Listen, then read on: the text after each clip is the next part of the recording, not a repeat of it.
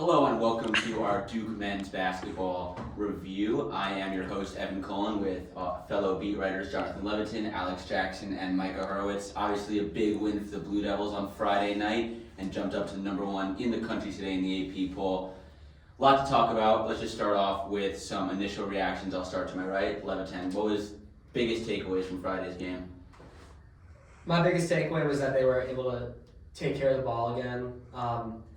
They won that game in a lot of ways, but I think the biggest one was that they had, 8 turnovers and Gonzaga had 17. They gave themselves a lot of extra possessions just by doing what they did really well. Another one was that they were able to get to the line a lot more than Gonzaga, even if they weren't converting those all yet. I think they were 15 of 25 from the line, so obviously some room for improvement there. But taking care of the ball, getting to the line, it's starting to be something that this Duke team does really well. And that's going to be part of what they're doing going forward. That free throw issue really pissed me off the whole game.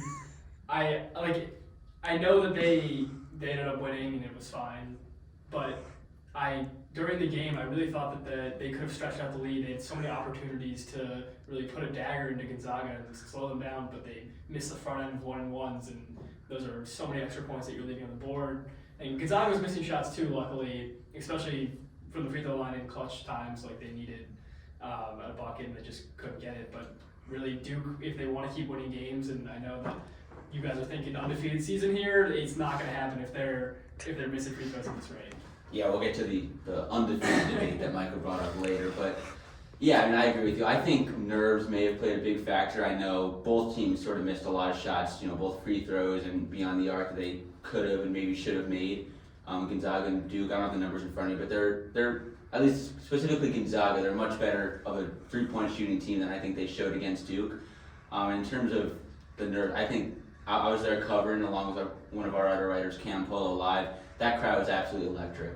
That was one of the best college basketball or even sports crowds I've probably ever been a part of, and I think that definitely played a role in maybe some of the nerves and some of the missed shots that you were talking about. Watching on TV, I could see both Duke and Gonzaga fans. Was it split 50-50, or was there a lot more Duke fans there? Was it just because of the energy? Yeah, I think if anything, maybe slightly more Duke fans, which you'll see at really any neutral site game. But I think there was, you think it would be mostly Duke, or maybe many would think it would be mostly Duke, but there was definitely a good contingent of Gonzaga fans there as well. It was definitely, there was definitely noise no matter what happened. If Gonzaga made a shot, Duke made a shot. It was definitely, you could tell even before the game started in the national anthem, it was going to be an electric environment. It definitely was. Fan presence is good to see, even this far in advance of the NCAA tournament. But yeah, Drew Timme, the coaches mentioned it after the game. Drew Timme said it was like a Final Four type atmosphere, and you can definitely feel that when you were there. Yeah, I think my biggest thing for this team was the fact that even when Paulo was not,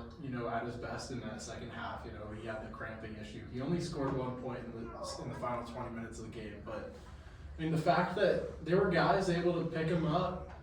Williams was great throughout the game. Wendell Moore had a great second half. Jeremy Roach got some great clutch buckets. The fact that there were those guys, even though they were able to, run with a slimmer bench, they have a really deep team that a lot of guys can contribute and score valuable points. And I think that was the big thing for me, that this team can really thrive with really anyone leading the pack in terms of scoring and running the offense. can we just talk about the cramping issue for a second? Yeah. I thought we were past that after the Kentucky game. That hydration is an issue, and that the fact that Duke didn't work with Paolo to take care of that and stuff that out right away kind of bothered me a bit. And you also saw Wendell Moore go down. But it wasn't just them. I know that the camera panned to during the game some Gonzaga players who were cramping up too, and I just don't remember this being a really issue any other year in college basketball, but now it's happening to Duke all the time. Is this going to be an issue going forward, or what's going on? Paulo posted on Twitter last night that Said it's over. Yeah, he said the cramps are done. It's not an issue anymore. So we'll see He says about so. that. Says so. Yeah. Yeah. You can't have that in big games. Yeah, he said afterwards it's something he's never really struggled with before, whether it be high school. I mean, we'll see. I'll give him 2 strikes. Third strike is when I'll start really worrying. Third strike is when NBA teams are going to start worrying. They're like, can I Yeah. get this guy out there for longer NBA games, right? That's a big issue. His first half was special. Yeah, and it was like And ruined by this. They still don't win that game without Paulo. Yeah. He missed a lot of the second half and like had a negative impact on their rotation for the last 20 minutes, and like they still don't win that game without him. Oh yeah, I mean first half there was one sequence I remember when I think Duke was up 17-10 and then Wendell Moore stole the ball and then missed a dunk and then Gonzaga goes right down the floor on the other end, hits a 3. That was a huge sequence. I think Duke could have fallen apart right there, and it was right then that Paolo really took over and ended up scoring 20 points in the first half. And like we all said, it was a great performance. He was on track for an absolutely special performance and it was already a coming out party. This would have been a really memorable individual performance, I think, if he didn't struggle with the cramps. And I think quickly, just run down some of the other individual performances that sort of stood out from this game. You mentioned Wendell, but you mentioned, Jared. You mentioned, all the players a little bit specifically. We can expand. We'll start with you, Leviton. Just one individual performance besides for Paolo, I think that stood out to you. Well, I'll take the easy one. I'll take Mark Williams. That was probably the best game Mark Williams has played at Duke, and Yeah. we all saw it at the end of last year, and I know that there were some hiccups in the first 2-3 games of the season this year where he couldn't really stay on the floor against these smaller teams, and coach was going to these smaller lineups, but the last few games he has looked every bit the rim protector and supporting star that Duke needs. He was incredible on defense. Yeah, all right. He had everything he needed on offense. Yeah, I got some numbers for you. So last 4 games, points 13, 14, 14, 17. Rebounds 3, 15, 7, 9, but blocks 6, 4, 2, and 5. That's enormous contributions defensively for a guy that we didn't know was going to be able to really hold his own on the defensive end. I would just like to say that I knew that because my MVP pick for this season was Mark Williams, while everyone else picked Paolo Banchero. And I'm going to say Paolo will probably end up, by season's end, as the MVP. He was just scoring is unmatched. But Mark Williams' defensive capabilities are holding this team together. How about his offense though? Because so much of what they do on offense when they have their starting lineup out there, which I think we can agree now probably is their best lineup, it's only possible because of him. They've got those 4 ball handlers and then him to run the floor. Yes, he took that one atrocious 3, but other than that, he was. I don't mind that. When I was watching, on a surface level, it's a bad shot. Okay. I think he had just blocked. I think he had just erased a Holmgren layup on the other end. If he hits that 3, the game's over right there. I don't have Just an in issue terms with of that morale, shot. If he hit that 3, I don't know what would have happened. I'm perfectly okay with that shot. I do wonder if he'll take some more 3s and hit some eventually, because I know they were talking in the offseason about him stepping out his range a little bit. I know You gotta keep him Carol honest. talked about I mean, it, you so- got to shoot that. Yeah, that's the next development for We've Mark seen Williams. it. He does that, it's over. We've seen the same thing from Theo John also in previous games where teams leave him with so much space. He's got the ball at the top of the arc and you're like, if you hit this 3, that would be huge right now. But he shies away from it. He knows it's not his game. I mean, bigs that can shoot are the new thing in the NBA now. Well, so. second half, obviously there's 5 minutes left in the second half. Yeah. Mark Williams shoots It's not- that. yeah. I'm not okay with that. First half, Yeah. they're stretching their lead. They're trying to Exactly. end it right there. Perfectly fine shot. And if he made it, no one would question it. No one would question it. No. But because he missed kind of badly, everyone's blaming him for it. Yeah, and then sort of just going off on the individual performances, talked a lot about Mark. I think one other that is an obvious one is Wendell Moore. He really struggled last year, and then his freshman year was all right. Last year it looked like, all right, what's going to happen with his Duke career and really college basketball career in general, and his ability to step up and become the kind of impact player that he's become this year. And what do you have? 20 points, 6 steals. I'm sorry, 4 steals, 6 assists, 6. I mean, it was an absurd game yesterday, and one of the first thing that Coach K mentioned in the post-game press conference when the game in the second half started really getting away from him, and Gonzaga was starting to take control. I think with 12 minutes left, Wendell Moore sort of took everyone together out of a media timeout in the huddle and said, we got to get our act together. They came right out and they made it a game again.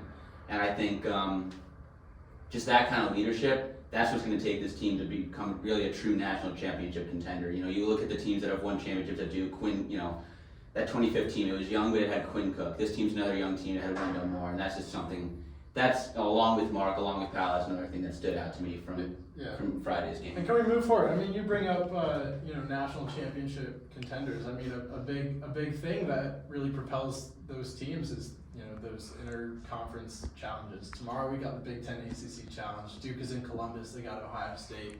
They started off the season ranked. Now they're unranked. They have a couple iffy losses, a couple solid wins. I mean, what do we think about this matchup tomorrow?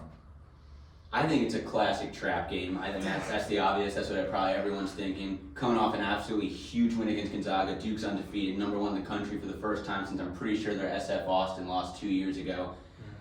Ohio State's not looking good. They have to go out to Columbus. They only get a couple of days of rest.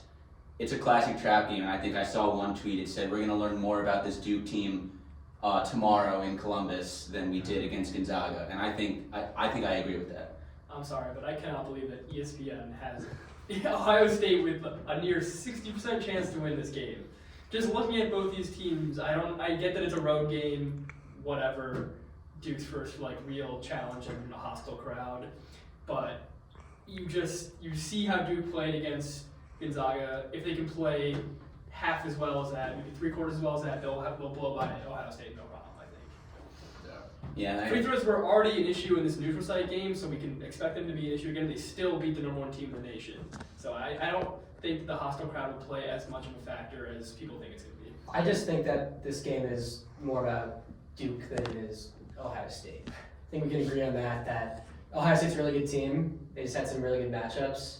Obviously things haven't super gone their way. They're 4-2 right now. But if Duke plays their game, and we've seen there is a margin for error, then they should be fine. I'm like Micah said, I'm curious to see, can they go on the road as the top team in the country and hold their own? Yeah, they can play under the bright lights in Vegas at Madison Square Garden, but this is something completely different. Yeah, road games are rare and far and few between in college basketball, especially in the non-conference, but it's still important to see that you can get the job done when things are going to be hard. And now they've got that target on their backs, so we'll see how it goes. Yeah, and then we'll sort of wrap things up here. Not to put anyone on the spot, let's just run down maybe some predictions for tomorrow's game.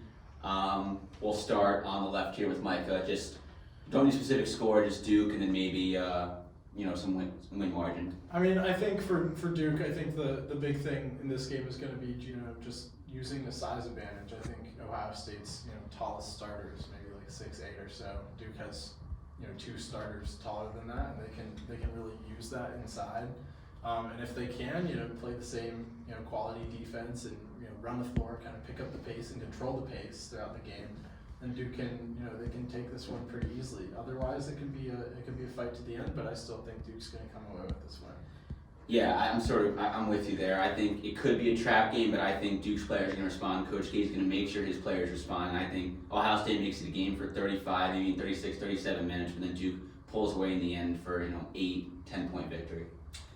I think that I hope I don't jinx Duke with my confidence here, but I see them pulling away a little bit earlier in the game than that, and ended up being maybe a 15-point win.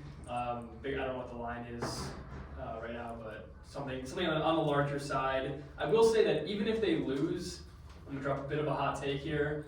I don't think that true road games matter in college basketball, because when it comes down to it, Duke's going to be playing in all neutral site games, the ACC tournament and the NCAA tournament, and we know that Duke fans travel, so these games aren't going to be super hostile crowds. Yeah, they'll be more like the Gonzaga game, but they're not going to be like a true Big Ten road game. So even if they lose, they don't hurt them the 8 people, but I don't think that it will say that much about the team and their ability to compete. I think Duke wins tomorrow. Playing it safe, obviously. But I do think that Ohio State has a tricky way of staying around in games that maybe they don't really have any business staying in. They've got a really good scorer in E.J. Liddell. The rest of their lineup isn't super high-powered, but they've got a lot of experience. I think they'll test Duke, they make Duke work for it, and they'll hang around till the end. Something on the lower end, like 70, 65 or something, but it's going to be a good basketball game. ACC Big Ten always is, so that's what I got. Well, yeah, that's all the time we have today. Appreciate you guys listening in, and make sure to follow along our coverage at DukeChronicle.com and follow our Twitter at Duke Basketball for tomorrow night's coverage for Duke at Ohio State.